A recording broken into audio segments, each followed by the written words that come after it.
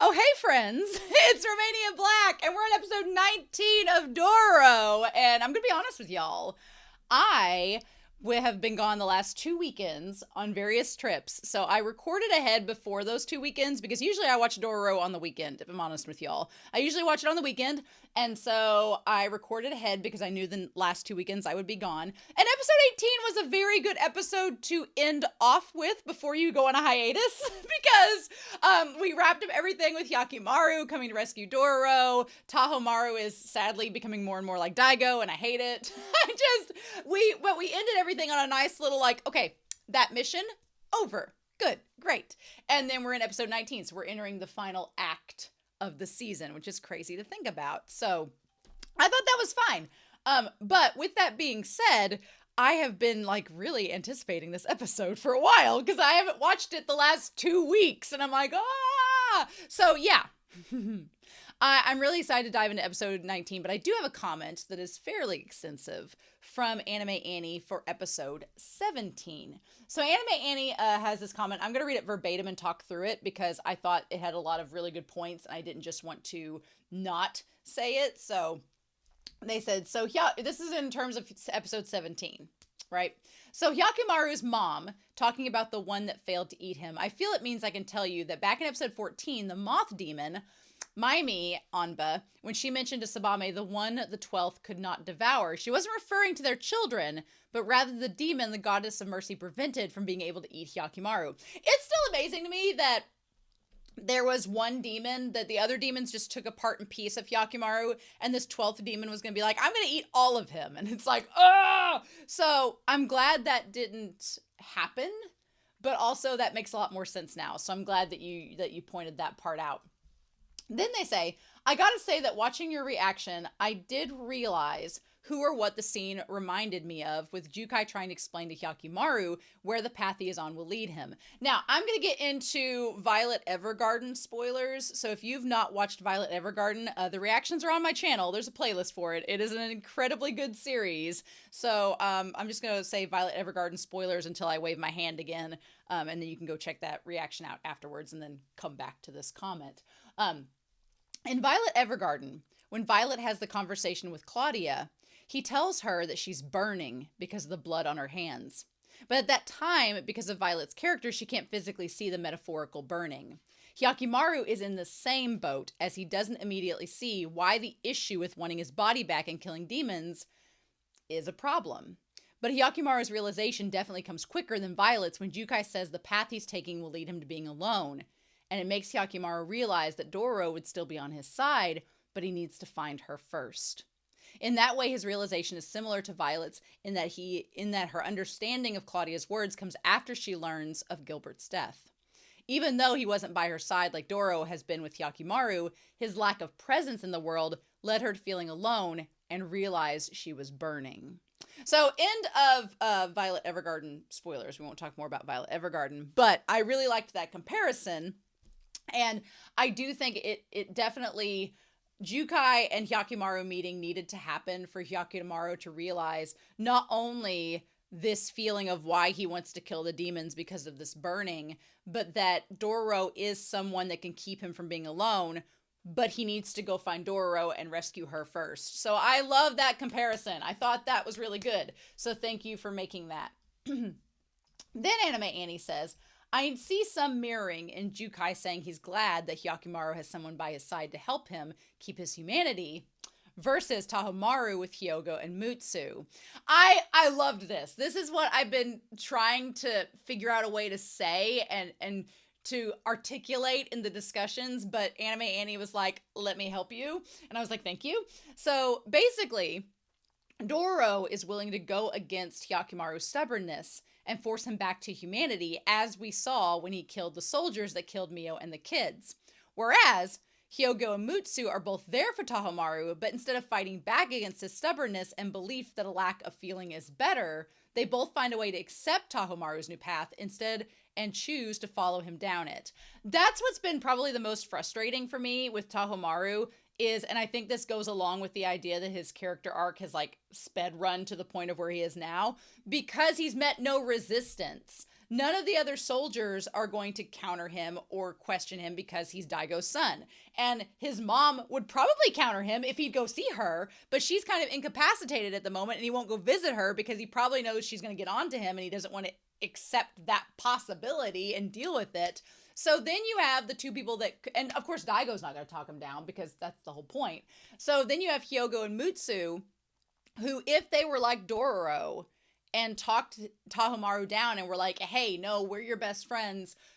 As a friend, this is why you shouldn't think that way. Then it could lead to a different outcome, but they just choose to be complicit because they want to be by his side and go along with it and find a way to adapt to his views rather than challenge them because they should be challenged. And again, Dororo is a patron saint. And so that's why Dororo is so amazing, because Dororo's like, look, I'm going to challenge you to be better and to not go down this route because it's going to make you a demon. Whereas Mutsu and Hyogo are like, yeah, go down this route.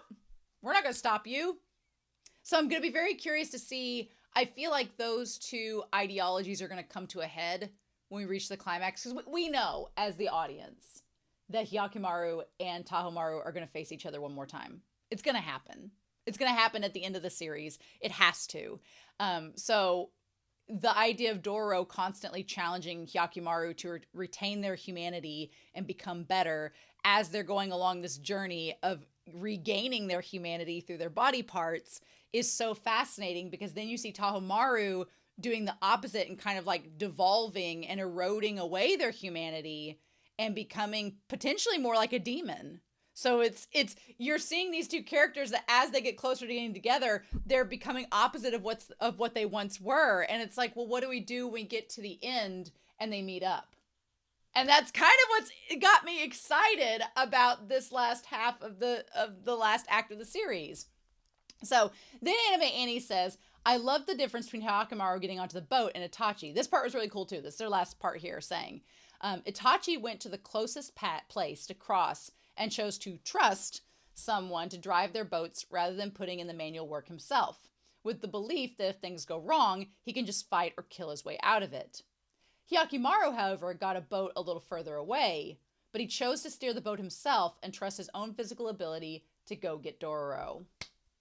I love that commentary because it's so true, and I hadn't thought of it that way, but yeah, Itachi chose kind of the easy way out, the way that had less work for them, and they thought, well, if something bad happens, I'll just fight my way out of it, and we saw how that went down. And then Hyakkimaru was like, no, I'm going to do the work and do the hard way to get Dororo to safety.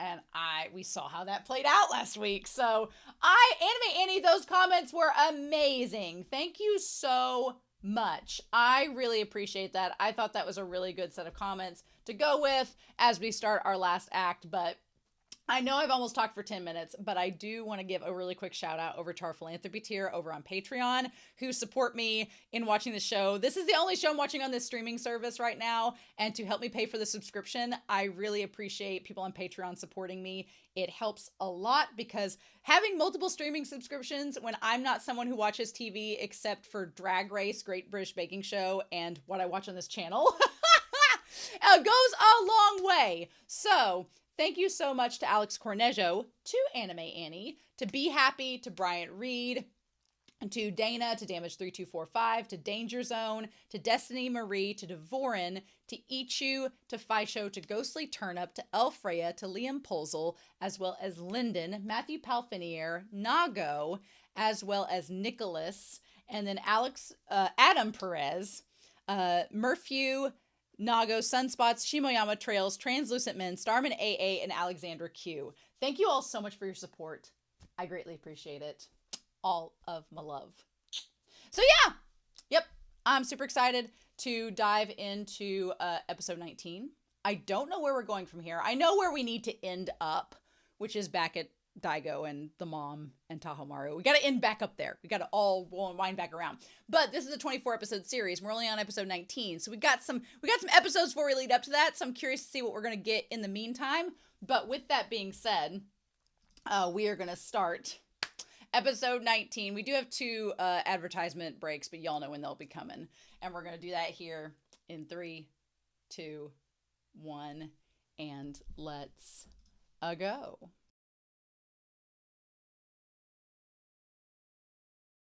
Okay, but let's talk for real. Oh, you know what? For a standalone little episode, after all that drama the last several weeks, this was much needed. This is my first reaction after having like 2 weekends off. And I'm like, oh, what a great way to come back to reacting. What a great episode to do so. What a fun little episode. I will say Dororo has done the impossible, and that has made me be okay with the miscommunication trope. Miscommunication and memory loss are two of my least favorite tropes in all of narrative. I just, especially miscommunication that can be easily avoided or fixed or corrected. I'm like, but why? But why? It's always like a plot contrivance. It's always a way for a creator to be like, oh, well, we'll just have this not work out. And I was like, but it could. And so this episode does so well with taking that miscommunication and not only weaving it into the world building and the narrative with the ghoul, but also with the idea that it's explained and it's played off as a joke. And the humor of it is what sold it, because this episode was really funny. This episode was the funniest episode we've had in the entire series. It was needed. It makes me nervous because anytime an action series has a fun little beach episode, usually the beach episode is a sign of very bad things to come. And I'm a little bit worried about that, to be honest with y'all. But who knows? Maybe it'll be fine. It'll be great. This funny episode is in no way, shape, or form preluding drama and tears and sadness for the last half of this series. The last act. Surely not. I will say, the horse, the scene of Hyakkimaru, just because they basically ended up going a lot further than they thought they would, but Hyakkimaru rubbing his head on the horse, I can't. That is the cutest freaking thing I've seen in months on this channel. I need a gif of just Hyakkimaru rubbing his head on the horse, and I'm going to use it in all aspects of my life. I'm going to use it all. Anytime something is adorable on the channel, I'll just do the gif of Hyakkimaru rubbing his head on the horse. And the horse is just like, why, thank you. That horse was so derpy in parts. The opening animation of the scene was kind of derpy, and I was getting a little bit worried because sometimes this series has had a little bit, Mappa's had a dip in animation sometimes with this series that's noticeable in a not intentionally hilarious way.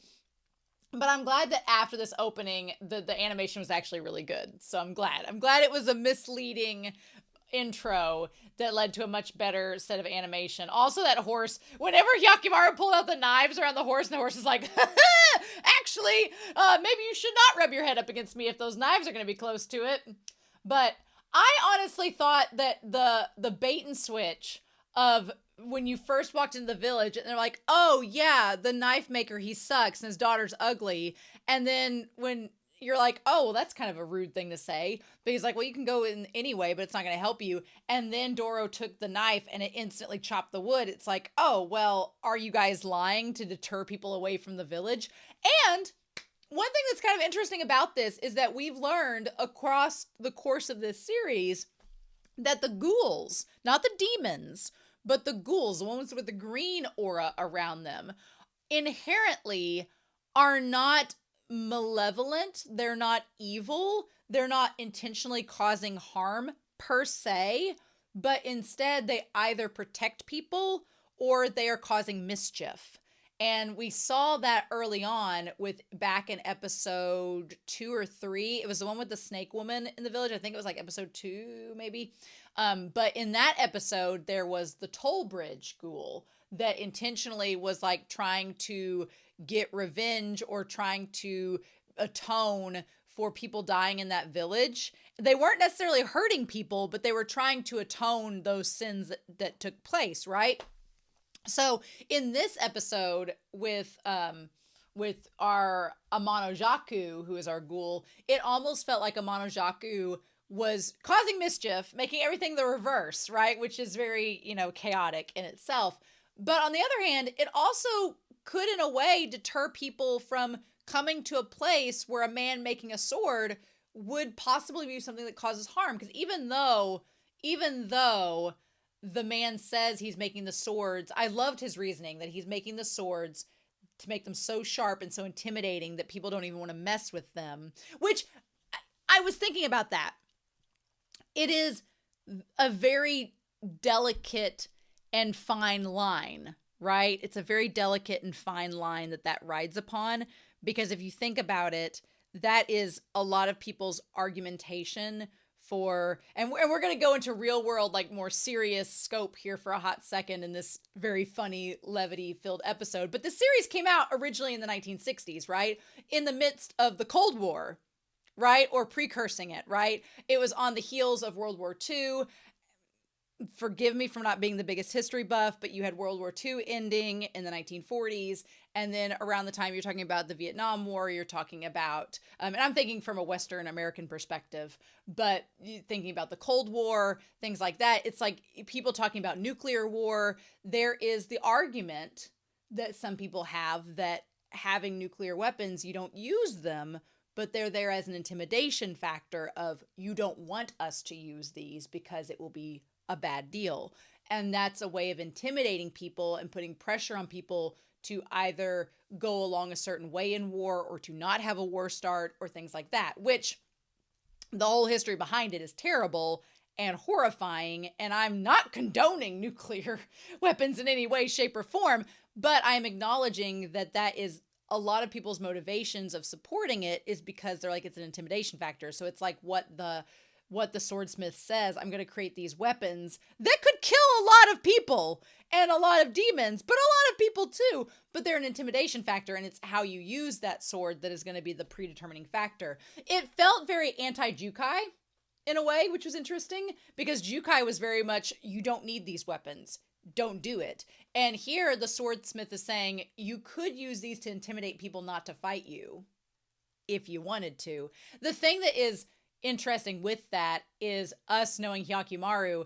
Hyakkimaru ain't gonna just shine a sword and the demons are gonna run away. That's not gonna happen. He's gonna fight the demons. The question is, would men, presumably men, because that's the only ones we've seen fighting in this series, except Dororo on the occasion, would the men run away upon seeing Hyakkimaru's sword, or would they fight him? Is the question as well. So there's a lot posited with the swordsmith's ideology, and I get what he's trying to do. There is this series talks about moral ambiguity and the moral grayness of it all. Like, the swordsmith seems very congenial and like a very good person, but then you think of what they're doing and it's like, well, is that really solving the problem?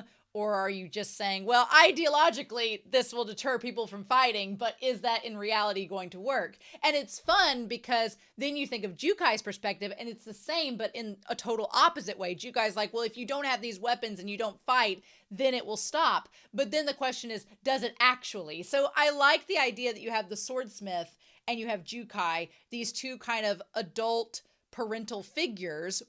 One is literally a father in this episode. And these two parental figures are saying, if you do said thing, this will be the outcome, when we, the audience watching, are very in tune with the reality that, yeah, that could happen, or it could not. And so that makes this series so interesting, because in this little funny episode, there's this little kind of beneath the surface moral debate happening that makes me really excited about Dororo. And I was like, yes, this is the stuff I like. The stuff I like in series is when it's not obvious and put out in front and it feels very surface level. I like when stuff is woven in under the surface, beneath the layers of the fabric, and you have to kind of pick apart the stitches and peel it back to reveal it. I love that. That's my favorite. And so this episode, I was like, yes, good. And so I love the idea that everyone, that they're all saying this is one way, but it's exactly the opposite. Also, this is the guy at the beginning that they met that was blushing when he was talking about how ugly the daughter is. He's the guy at the beginning that at the end ends up getting married with her. Which, you know what? It felt in the moment like, oh, we're just gonna have a wedding because we had everybody gathered and she already had the dress. But in reality, they've known each other all along. So it doesn't feel that stretched out. It's not like a we just met Disney version where we just met and got married, which is what this starts out being. But also, she's so pretty. Little Omaku, she is so Okawa. She's so cute. Girl lucked out in the genetic lottery. I said in the reaction, I'll say it again.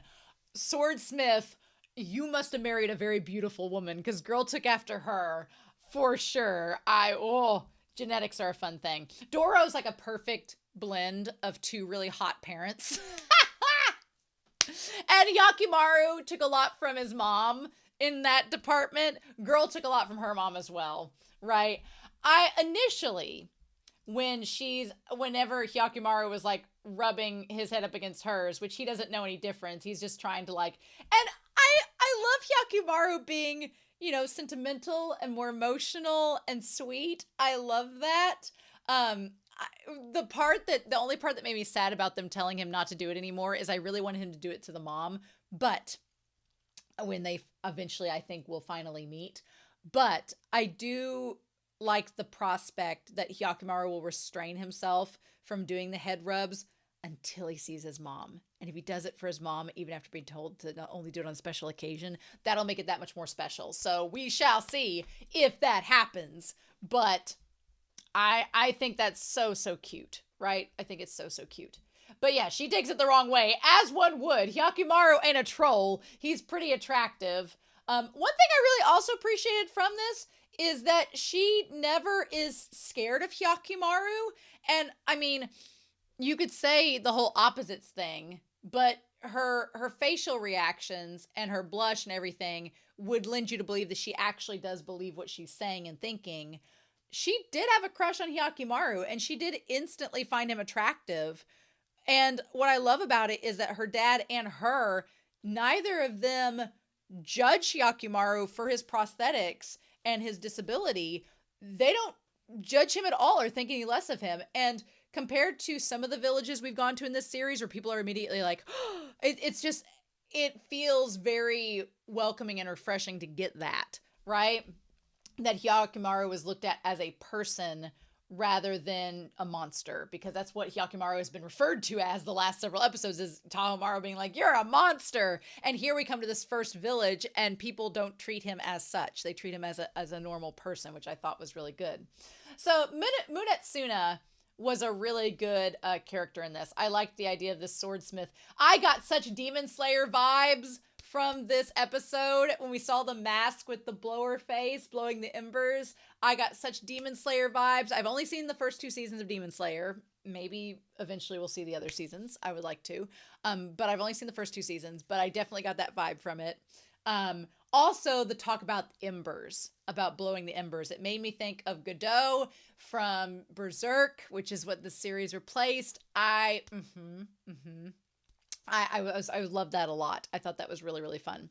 So I liked the conversation about the embers conversation of Berserk is one of my favorite conversations of that whole series. And I'm glad it was referenced even briefly in this episode and talked about.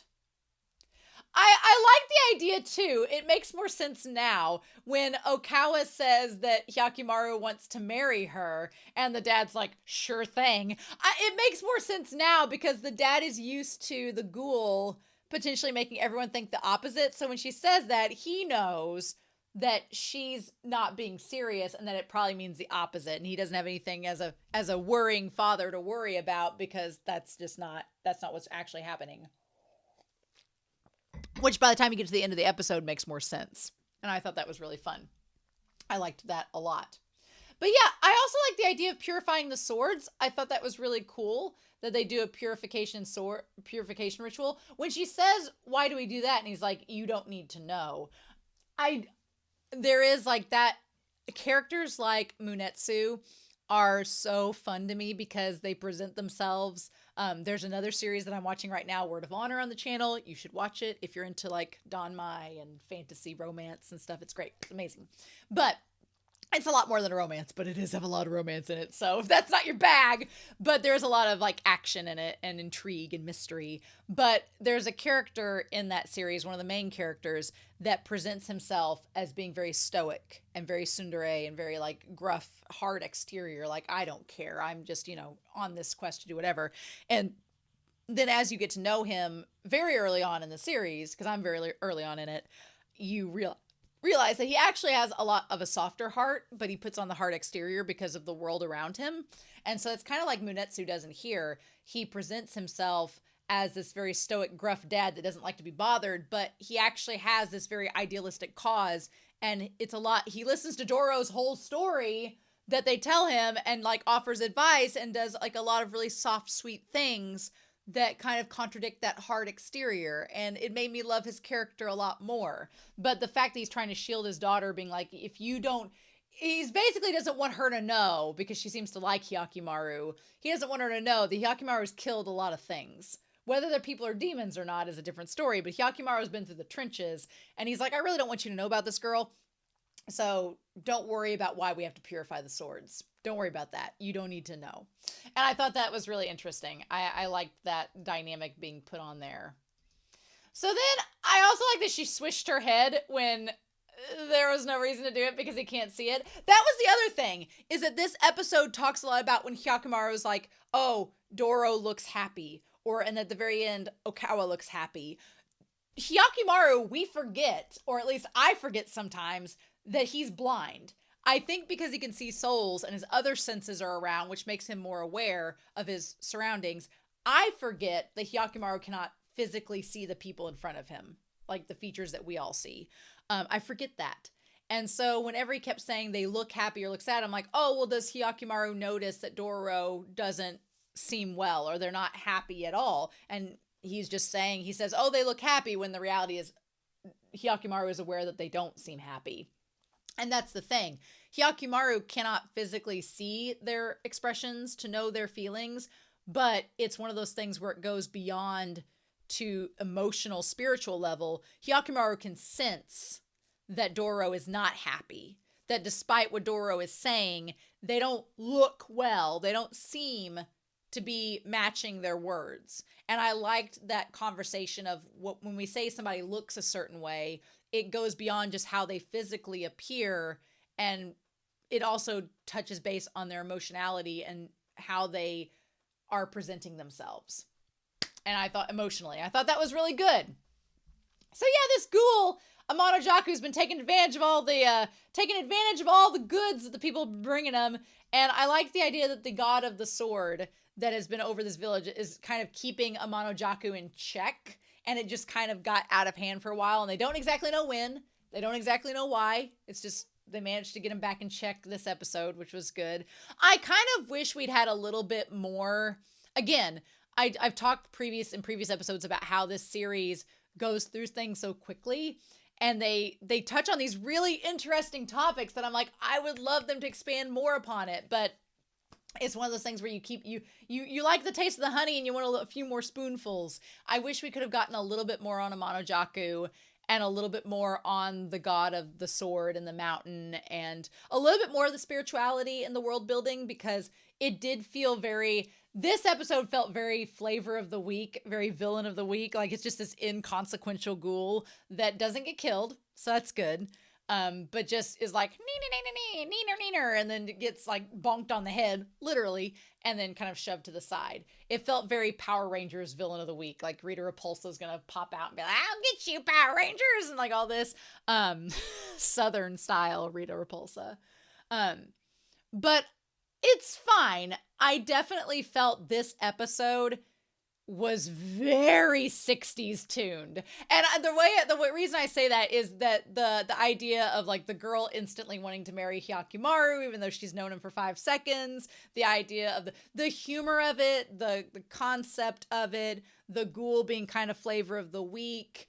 There were aspects of this episode that felt more modern anime, like Doro sitting down and telling their story. And maybe that's the way it was in the 1960s anime. I can't say it. It felt more progressive that way. But a lot of the elements of this episode, even the humor, felt very 60s. And I say that as a kid whose parents watched a lot of 1960s and 70s like Hanna-Barbera cartoons, and I grew up on those. And so some of these episodes, like this episode, made me think back to those cartoons, like the Caveman Brothers, and I think back to Tom and Jerry, and those. There were aspects of it that felt 60s and 70s. If you didn't grow up watching those cartoons, you probably wouldn't understand the vibes, but the vibes are there, and I feel it. And even like Unico that I've done on the channel and stuff like that, like it just had that air to it. And that's not a bad thing. It was good. It was almost nostalgic, right? So Bishamon, the guardian god that looks over the temple. Bishamon, Papa and everyone pray to it. And they're the ones that had the foot over AMANOJAKU. And then Hyotoko is another god of forging. So there were two different gods in this episode that were talked about. There was the one, Bishamon, that was the one that's foot was over AMANOJAKU, that was keeping it in check. And then there was Hyokoto, that was the one of forging, that's the mask and everything. So again, I wish they'd gone into a little bit more detail with those because they were interesting to me and I would have liked to know more about them. But I definitely understand they didn't have time, and there honestly wasn't enough content in this episode past the gags to make it run more than an episode. And I'm glad they didn't make it run more than an episode, because if they had made this a cliffhanger of, oh, is Hyakkimaru going to get married to Okawa? Then we know the answer because it's only episode 19. And the series has like 6 more episodes after that. So we know the answer. So I'm glad they didn't drag it out. But there is a small little selfish, greedy part of me that would have liked to have known more about them. Felt very like historical bait. You go read on your own time. But the animation this episode, I said at the beginning, I'll say it again, it definitely improved and was cute for the rest of the episode. I thought their expressions and everything were really cute. But yeah, so Hyakkimaru gets affected by the ghoul, and instead of putting the swords on the temple, puts Dororo. Which I love in hindsight and in the reaction, the idea that Dororo is the antithesis of Hyakkimaru's swords. Hyakkimaru's swords are a weapon that causes destruction and violence, whether it's with the demons or with humans. And Dororo is literally Hyakkimaru's savior from that destruction and violence. So I love that concept being put up there with Dororo getting placed on the altar. Right. And I am fully in belief that the swordsmith knew exactly what was happening the moment that it did. Right. So yeah. So then Hyakkimaru's like, I don't need the swords. I don't need you. I'm going to get married to Okawa. And this is opposite day. And honestly, the fact that everything from here on, it's played as the joke, makes it really funny. And what's normally a miscommunication error is played for laughs. And I liked the intrigue of watching and seeing how would Dororo handle this situation? How is Dororo going to find a way to make this work and get out of it and get Hyakkimaru back? Because the one thing that was a little frustrating was when Dororo was like, well, fine, I'll just leave. And I was like, oh, I don't want them to leave again. I mean, we just had that in episodes 16, 17, and 18. I was like, no. But what I liked instead was that Dororo was like, no, I'm going to stick around, see this through, because that's the whole point of us being on a journey together. But in the same vein, I'm going to find out, I'm going to, get the Mystery Inc., situation going and try to figure out why is this happening. Because another thing too was that Hyakkimaru did not, get flustered or overly mad, which was great. I feel like Hyakkimaru came a long way in this episode from getting like violent or like flustered and not knowing what to do to kind of like sitting it out and letting it go through the motions and see what was going to happen. Girl, though, Okawa, girl, you could make so many jokes because when she's like, we're going to get married, I instantly thought of Dragon Ball Z, because if you've not watched Dragon Ball Z and you're watching this anime, not seen Dragon Ball Z, but in Dragon Ball Z, especially like the Dragon Ball, okay, most people I feel that have watched modern shonen or action anime have probably seen Dragon Ball Z because it's like a staple. But I feel like a lot of people have not seen Dragon Ball, which is the prequel to that series. So this series has been out for 40 years. I mean, this is not much of a spoiler. So sorry if I spoil a little bit on Dragon Ball Z. But in Dragon Ball, Goku, the main character, is a kid, a kind of Dororo's age, and meets Chi-Chi, which is, I'm not going to give away Chi-Chi's whole lineage and everything like this, but meets Chi-Chi, and Chi-Chi is like, oh, Chi-Chi is like Okawa, instantly infatuated with Goku, instantly like, oh, you're the one, and she says, you know, we should get married. In Dragon Ball, Goku does not understand what marriage is, very simple, similar to Hyakkimaru. Unlike Hyakkimaru, Goku, instead of going, I don't know what marriage is, what is it? And asking Okawa, you know, what the definition is, and then she gives it to him. Goku interprets marriage as being eating a meal. Because he's a kid and he's like, oh, is that special kind of banquet or buffet? Okay, sure. And agrees to getting married to her, thinking that that's what it is. And it's like, oh. So they get betrothed and then they get married when they're adults down the road. And then presumably we find out that Goku finds out what marriage is and what it entails. But yeah. I was thinking of all the jokes of Okawa being like, so prosthetic arms, prosthetic leg, prosthetic, you got all the other parts and essentials. Which, you know what?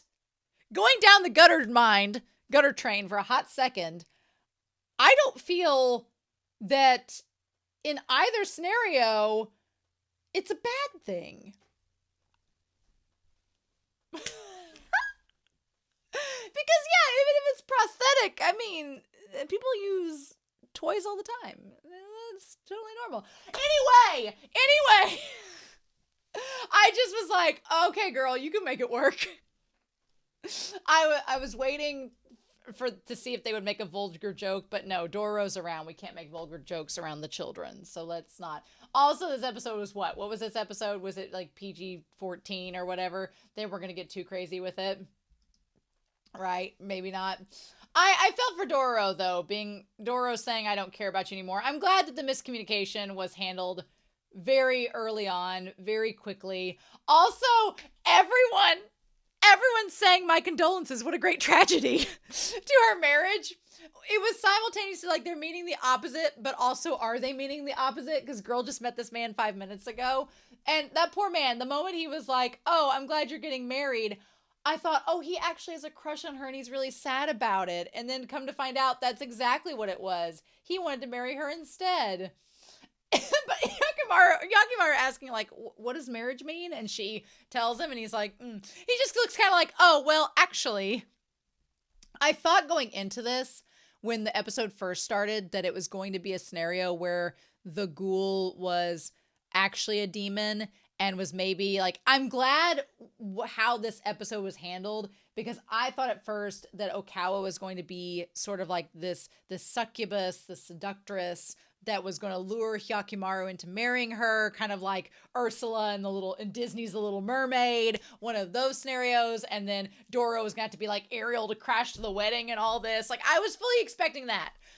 So it was a very pleasant surprise to find out that no, Okawa is actually just a sweet, naive girl who has accepted the oddities of her village as reality and not questioned the origins of them, which in itself is a commentary worth having of people. We've talked, back in episode 14 and 15 about people being complicit with what's going on because it benefits them.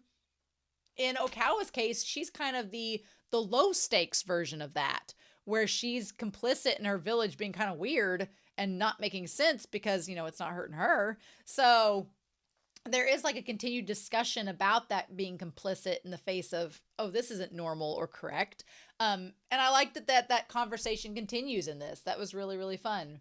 But yeah, poor Dororo coming in and not knowing what to say and then saying the opposite and being frustrated by it. I also like the idea that it almost seemed like they were eating the food to try to break the spell. Like if they ate the food, it would momentarily give them a moment of clarity where they could say what they meant. I thought that was really funny. And then they go outside and Hyakkimaru's like, are you okay?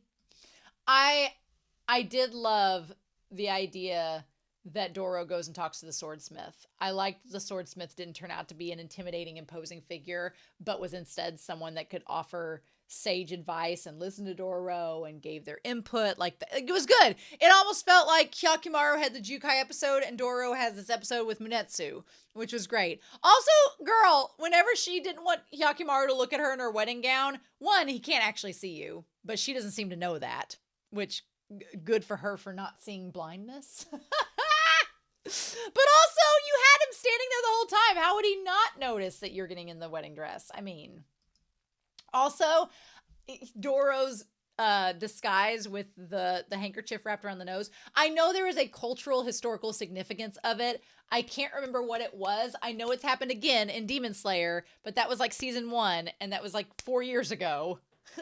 And so I've forgotten what the significance was. I'm sure someone in the comments down below will say something to it. But I thought it was cute. I liked the whole conversation that the swordsmith has with Dororo. You know what? The swordsmith, he's not that bad looking. He just has such a severe face. My dude. And I appreciate that Dororo and Hyakkimaru had an episode where neither of them were put in physical danger. For once in this series, we had an episode of Levity where they weren't in like immense high stakes physical danger. They actually, like, Dororo could sleep for once and it was okay. I don't know. I'm curious what he was coating the sword with. It looked like a resin or a clay to kind of buff it up. I'm curious to know what it was. I'm sure someone, again, in the comments down below will note this. I also like the idea that the swordsmith, he works in an area that's protected by the one god so that AMANOJAKU's influence isn't a thing, which was great. I liked that a lot. I thought that was good to have. Also, glad that Hyakkimaru has enough sense about him to not initially want to marry her. He was like, I know I said I would, but I actually don't want to marry you. No, thank you. And then now we see Hyakkimaru and Doro going back to the temple and Doro having the mask on. The mask keeps Doro from being affected until they take the mask off and get back to the village. I liked that little touch. It wasn't obvious. They drew a little attention to it, but you had to be paying attention. So I thought that was great. I don't know how to feel. I'm going to be honest. I don't know how to feel about the ghoul's design. AMANOJAKU's design is strange. I don't know how to feel about it. It's okay, but it's a very weird ghoul design. I don't know what else to say about it other than that, like, that was a choice. It feels humanoid enough that it's a little uncomfortable, but I don't know what else to say about it. And then, yeah, I'm glad that Doro, the thing about Doro getting choked by Hyakkimaru's face, Hyakkimaru was terrified at the concept that they were choking Doro, who they care so much about. They were terrified. And the look on their face, they looked so hurt when they were being forced to harm Doro against their will. So I guess that's our high stakes moment of the episode.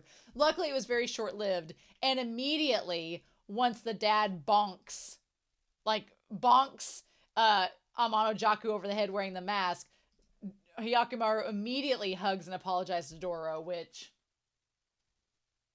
oh, the stakes.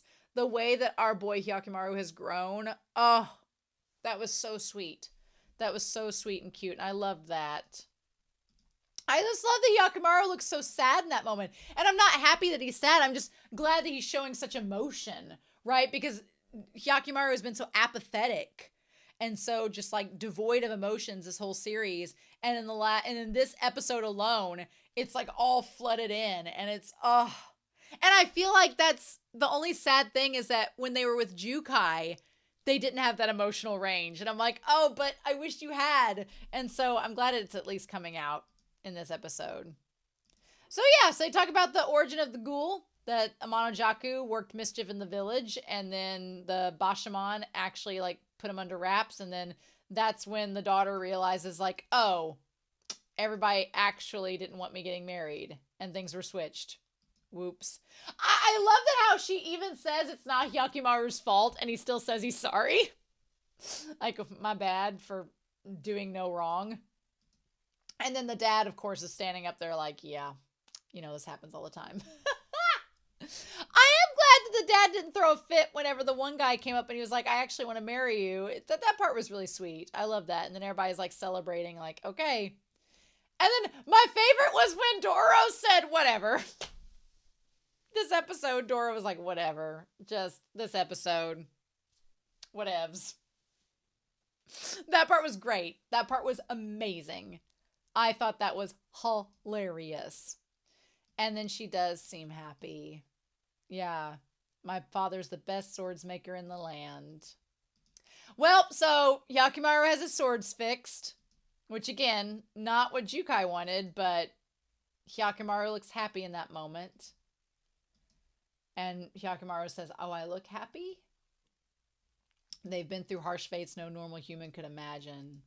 There's no place to be with them. And then at least the daughter says, you know, don't go rubbing people's... When they said your face will go pear-shaped...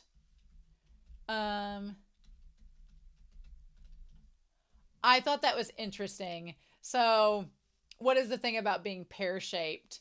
I actually did just look this up, and I was trying to look up if the pear-shaped face meant something, and there was a thing on Reddit that says, in episode 19, at the end, the girl says Hyakkimaru's head will be pear-shaped, or pear-shaped because he's rubbing his head on things. What does that mean? And then somebody replied, if you have a round object and rub it against something long enough, it'll wear down and look pear-shaped. It's an old Japanese saying. Okay. I'm not going to read any more because I don't want spoilers. But yeah, so that makes sense. Like, that you're just rubbing it down and that's just the phrase. Cool. I thought that was really good because at least that gives Hyakkimaru a sense of explanation, because Hyakkimaru doesn't quite understand idioms and doesn't understand cultural references or societal norms because Hyakkimaru has been literally raised among demons.